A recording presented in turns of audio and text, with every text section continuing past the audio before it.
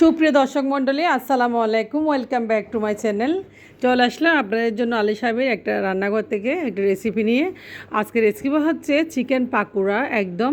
তো আমাদের অনেক সময় আসলে হালকা স্ন্যাক্স ভালো লাগে চটপট একদম তৈরি করতে। তো আজকে আমি একটু আপনাদেরকে হালকা স্ন্যাক্স বা বিকেলের বা তো অনেক সময় আমাদের খিদে লাগে আসলে ওই চটপট বানিয়ে আমরা চাইলে খেতে পারি। আর পাকোড়াটা বানিয়ে চলে যাচ্ছি আমি এখন মূল রেসিপিতে পাকোড়া বানানোর জন্য। তো এখানে নিয়েছি আমি 1 কাপ পরিমাণ চিকেন, কুচি করে নিয়েছি একদম দেখেন। তো চিকেনগুলোর উপর দিয়েছি আমি এখানে পেঁয়াজটা একটু বেশি করে দিলে আসলে ভালো লাগে। এখন পেঁয়াজ, কাঁচামরিচ, চিকেন একসাথে আমি ভালো করে একটু দেখেন চামচ দিয়ে নেড়ে দিচ্ছি। এরপর দিয়ে দেবো কিছুটা গরম মশলা এখানে, আর দিয়ে দেবো আমি এখানে লবণ পরিমাণ মতো,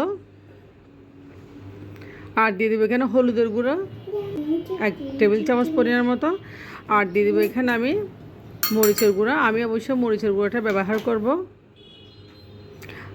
তো এখন দিয়েছি আমি এখানে 1 কাপ পরিমাণ মতো ময়দা, আর দিয়ে দেবো 1 কাপ পরিমাণ মতো এখানে আমি মেজারমেন্ট কাপে বেসন।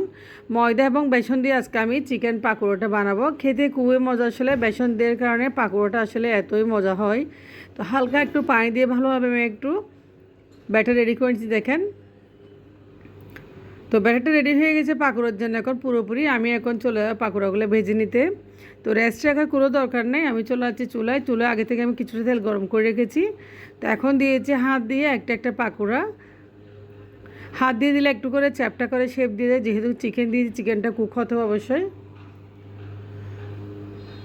দেখেন খুব সুন্দর করে পাকোড়াগুলো আমি ভেজে নিচ্ছি।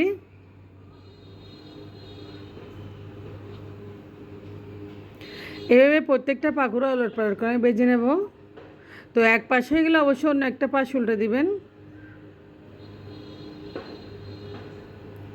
তো পাকোড়াগুলো যখন লালচে একটা কালার চলে আসবে তখনই বুঝে নেবেন পাকোড়াগুলো হয়ে গেছে।